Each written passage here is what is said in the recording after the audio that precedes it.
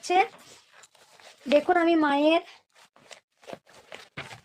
এত কাগজ, এটা হচ্ছে গিয়ে অরিজিনাল দলিল মায়ের কৃষ্ণকালী মায়ের অরিজিনাল দলিল।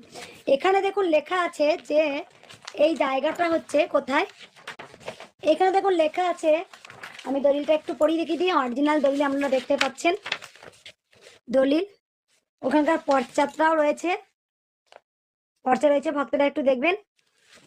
আর দেখুন এই দলিলটার মধ্যে দেখুন লেখা আছে যে শ্রী শ্রী গোপীনাথ জিউ, এটা গোপীনাথ জিউর, শ্রী শ্রী গোপীনাথ জিউর এই স্থানটা দেবত্ব স্থান, যেটা দান করা হয়েছে।